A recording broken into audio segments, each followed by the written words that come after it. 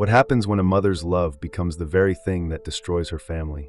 The morning of November 26, 2006, should have been like any other quiet Sunday in Rio Cuarto, Argentina.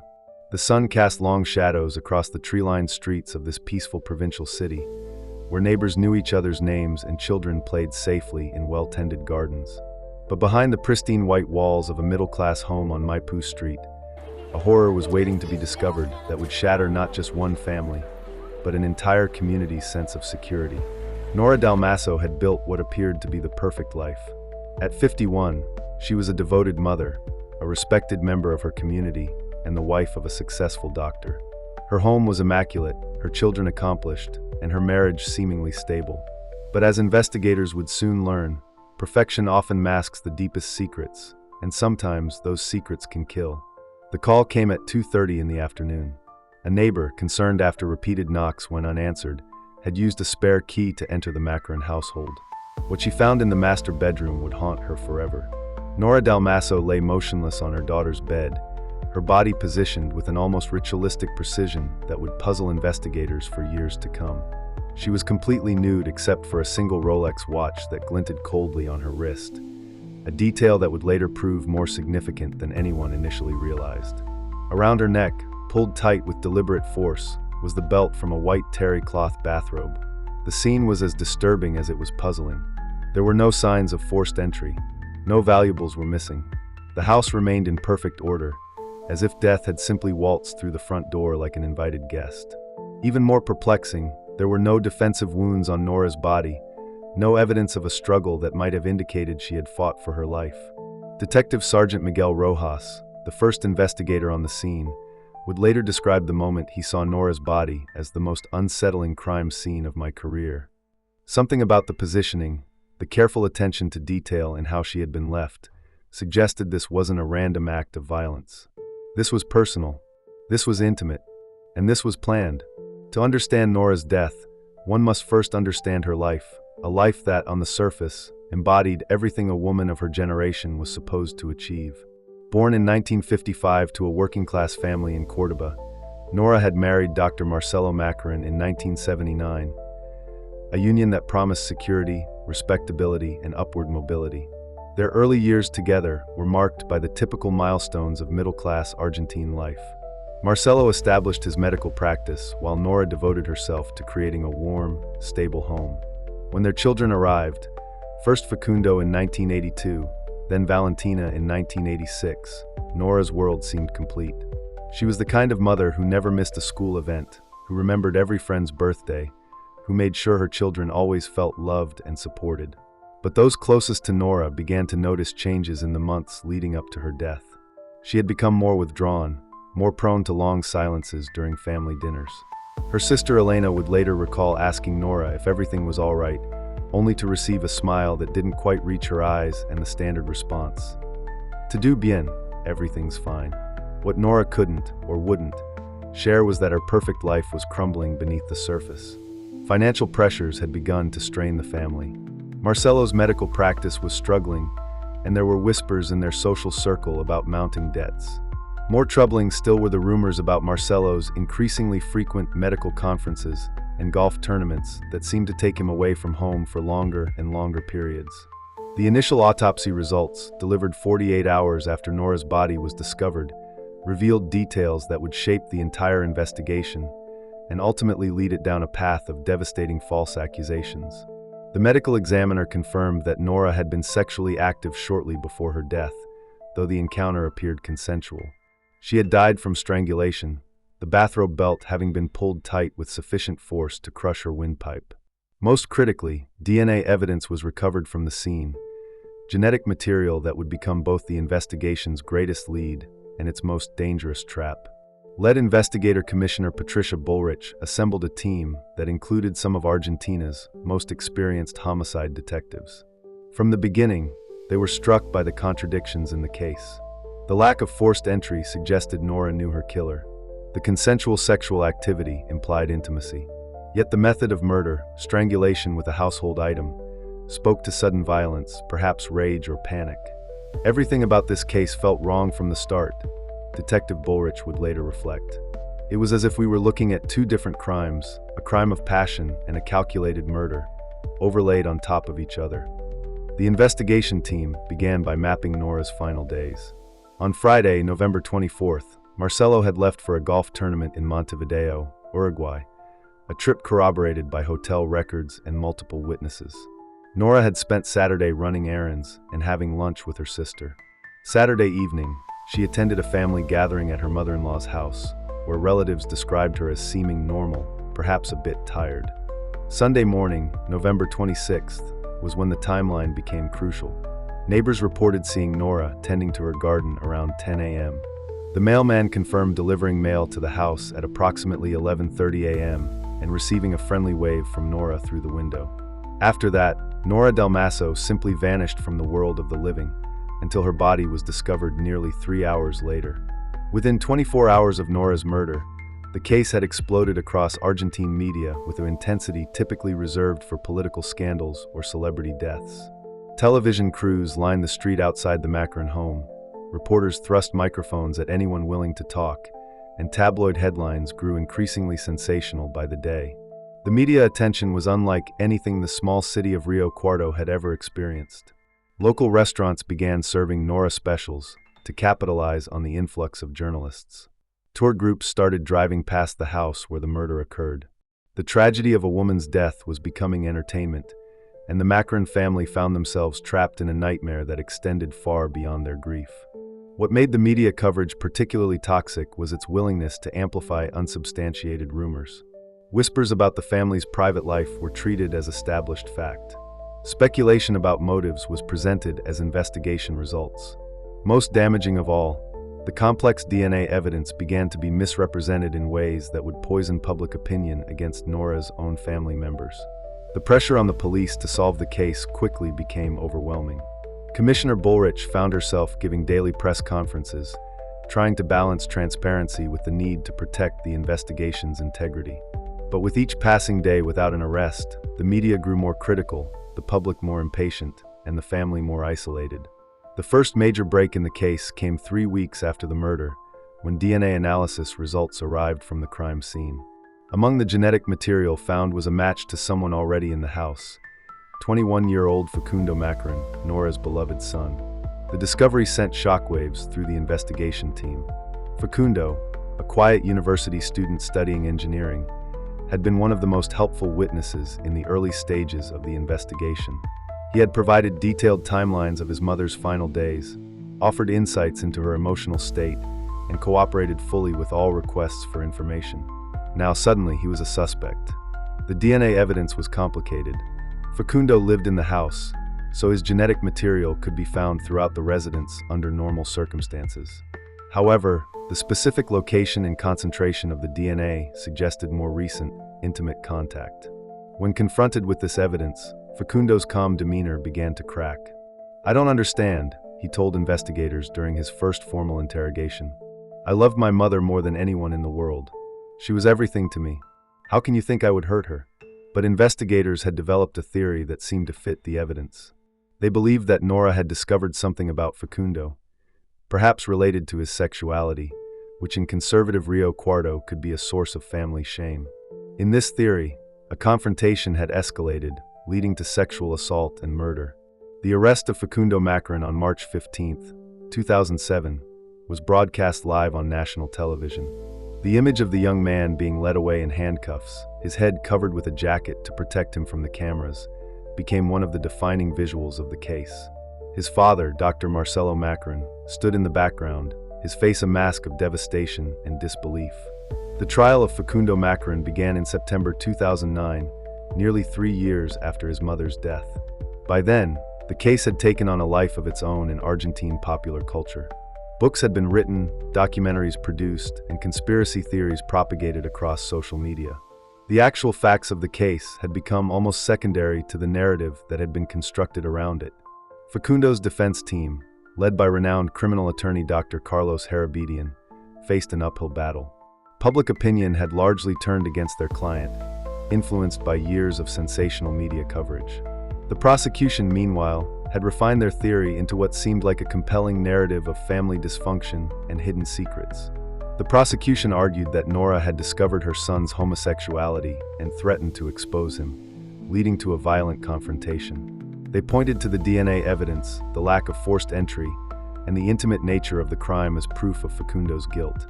Character witnesses testified about tensions they claimed to have observed between mother and son. But the defense systematically dismantled each element of the prosecution's case. The DNA evidence they demonstrated was entirely consistent with Facundo living in the house and having normal contact with his mother. There was no evidence of any confrontation, no history of violence, and no witnesses to any family discord. Most powerfully, they presented a different picture of Facundo's relationship with his mother. Teachers described Nora's pride in her son's academic achievements. Friends recalled how Facundo would cancel social plans to spend time with his mother when she seemed lonely. Family members testified about the obvious affection between them, the way Nora's face would light up when Facundo entered a room. The trial dragged on for nearly 3 years, becoming a test of endurance for everyone involved. Facundo, meanwhile, languished in prison, his young adulthood consumed by legal proceedings and public vilification. His father, Dr. Macaron, watched helplessly as both his wife's memory and his son's future were destroyed by a justice system that seemed more interested in finding someone to blame than in finding the truth. On June 18, 2012, after deliberating for 6 hours, the jury delivered their verdict: not guilty on all charges. Facundo Macaron walked out of the courthouse a free man, but 5 years in the spotlight of suspicion had left him permanently changed. The young man who had entered prison was quiet and studious. The man who emerged was withdrawn, suspicious of others, and deeply traumatized by his ordeal. But Facundo's acquittal did not end the case. It simply redirected the investigation's focus. If Nora's son hadn't killed her, then who had? And why had the authorities been so quick to build a case against him without thoroughly exploring other possibilities? The answer to that question would eventually lead investigators to examine Dr. Marcelo Macaron with new eyes. If the murder wasn't a crime of passion committed by someone living in the house, perhaps it was something far more calculated, a murder for hire, commissioned by someone who stood to benefit from Nora's death. This theory gained credibility when investigators discovered that the Macaron family's financial situation was far more precarious than previously understood. Dr. Macaron owed substantial debts to several creditors, and his medical practice was on the verge of bankruptcy. Nora had recently taken out a significant life insurance policy, making her death financially beneficial to her surviving family members. Moreover, Marcelo's alibi, while seemingly solid, began to look suspicious under closer scrutiny. The golf tournament in Uruguay had been booked at the last minute, almost as if it had been arranged specifically to provide an alibi for the weekend of the murder. Hotel records showed that while Marcelo had indeed been registered at the hotel, there were gaps in his presence that could have allowed him to return to Argentina undetected. In August 2016, Dr. Marcelo Macaron was arrested and charged with orchestrating his wife's murder. The prosecution's new theory was that he had hired a professional killer to eliminate Nora while he was safely out of the country, creating the perfect alibi. The evidence against Marcelo was circumstantial but compelling. Financial records showed mounting debt and significant insurance payouts following Nora's death. Phone records revealed calls to numbers associated with known criminals in the weeks before the murder. Most damning, a witness came forward claiming to have seen a stranger near the Macaron house on the morning of the murder, a man who matched the description of several professional killers known to operate in the region. But Dr. Macaron's defense team, led by the same attorney who had successfully defended his son, argued that the prosecution was simply replacing one unprovable theory with another. The financial motive, while real, was not unique. Many families face similar pressures without resorting to murder. The phone calls could be explained by Marcelo's attempts to refinance his debts through various intermediaries. And the mysterious stranger seen near the house was never identified or connected to Marcelo in any concrete way. The trial became a mirror image of his son's proceedings, a media circus fueled by speculation and conjecture rather than solid evidence. Once again, the Macaron family found themselves at the center of a national obsession with a case that seemed to have more questions than answers.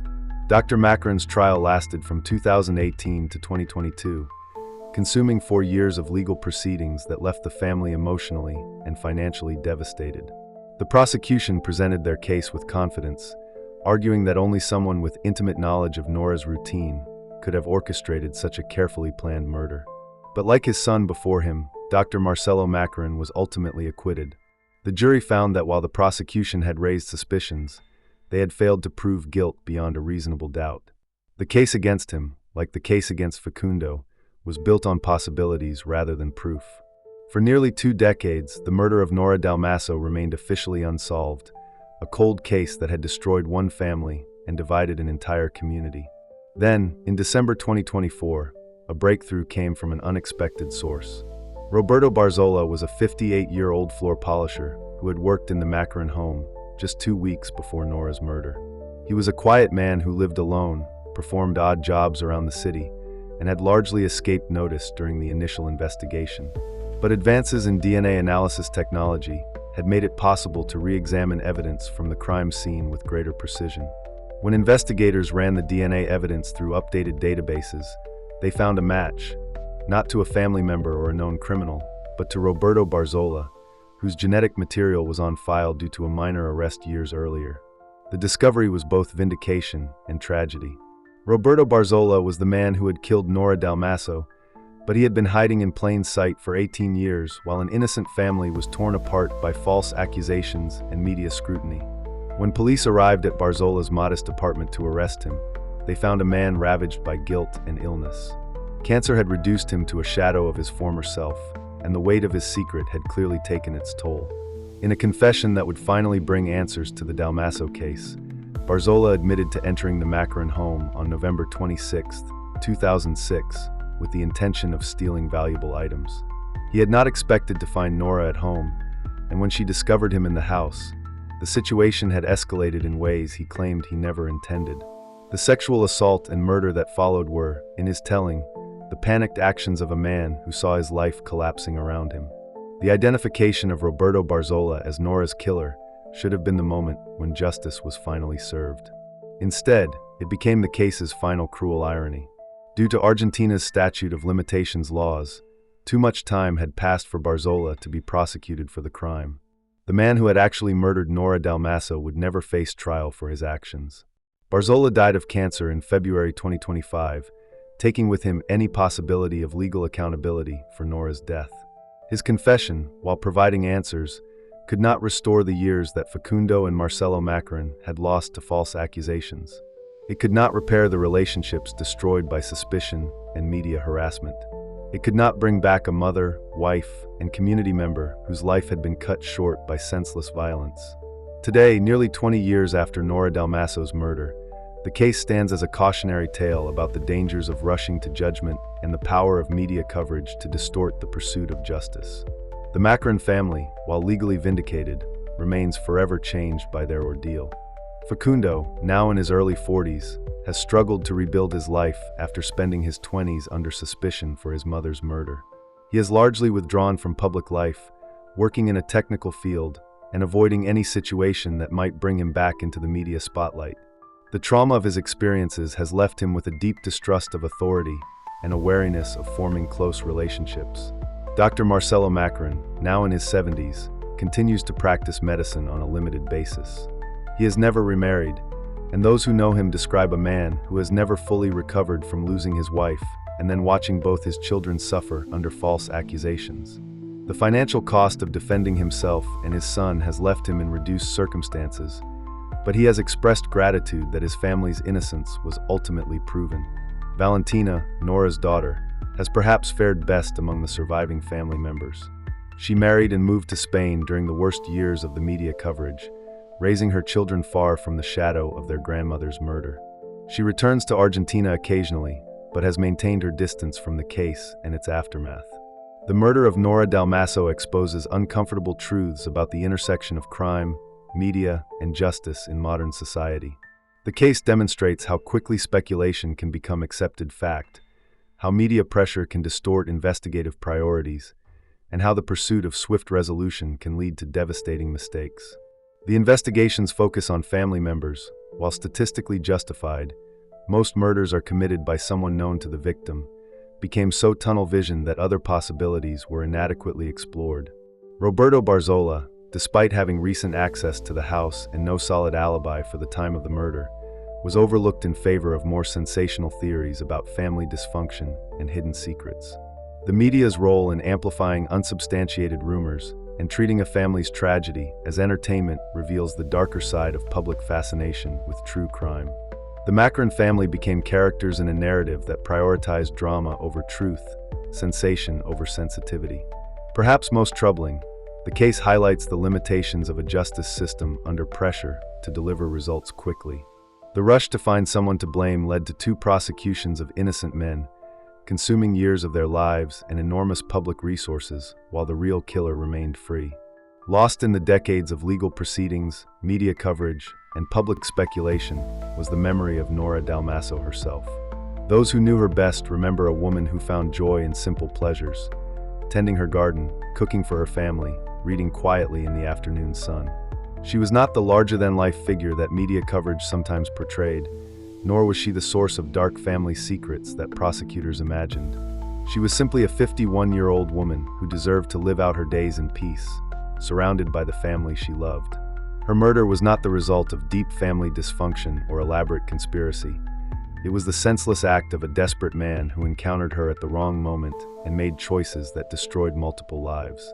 The Rolex watch that remained on Nora's wrist when her body was discovered has become, for her family, a symbol of time stopped. Time that can never be recovered, moments that can never be reclaimed. It serves as a reminder that behind every true crime story is a real person whose life had value beyond its dramatic ending. Even with Roberto Barzola's confession, questions about the case persist. Why did the initial investigation fail to identify him as a suspect? Could the years of false accusations against family members have been avoided with more thorough police work?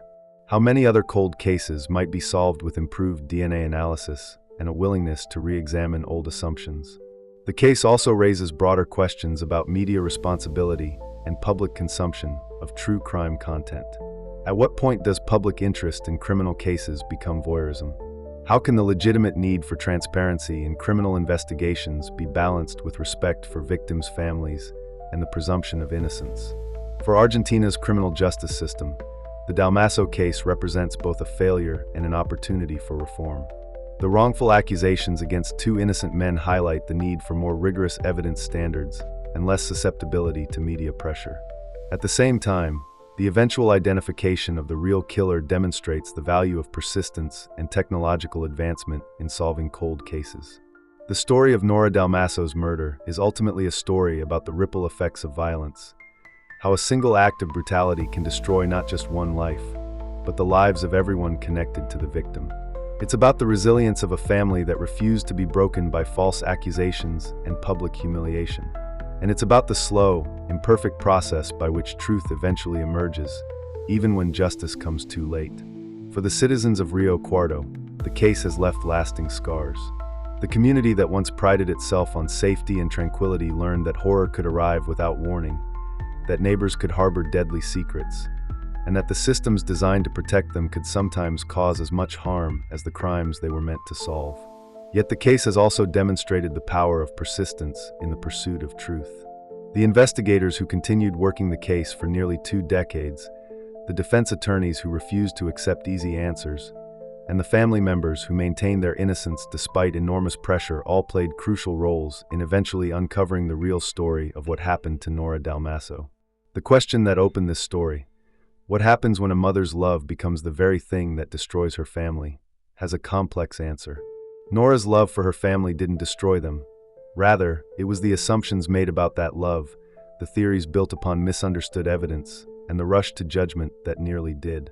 In the end, the love that bound the Macron family together proved stronger than the forces that tried to tear them apart. Nora Dalmasso's murder will always be a tragedy that cannot be undone, but the eventual vindication of her family stands as proof that truth, however delayed, has power. In a world where quick answers are valued over correct ones, where sensation often trumps substance, the long journey to uncover what really happened on that November morning in 2006 reminds us that some things, truth, justice, and the dignity of the innocent, are worth waiting for. The White House on Maipú Street stands unchanged, its walls holding memories of both love and loss. For those who pass by, it serves as a reminder that behind every headline, every true crime podcast, and every courtroom drama is a human story of profound complexity. Nora Dalmasso deserved better than the death she received and the circus that followed. Her family deserved better than the decades of suspicion they endured. In the end, perhaps the greatest tribute to Nora's memory is not the resolution of her case, but the perseverance of those who loved her most. They refused to let false accusations define them, refused to let public opinion break them, and refused to stop believing that someday, somehow, the truth would emerge. Their faith in justice, tested to its breaking point, was ultimately rewarded. The story of Nora Dalmasso is finished, but the lessons it teaches about crime, media, justice, and human resilience continue to resonate. In a world hungry for easy answers to complex questions, her case stands as a reminder that the truth is often more complicated and more important than we initially imagine.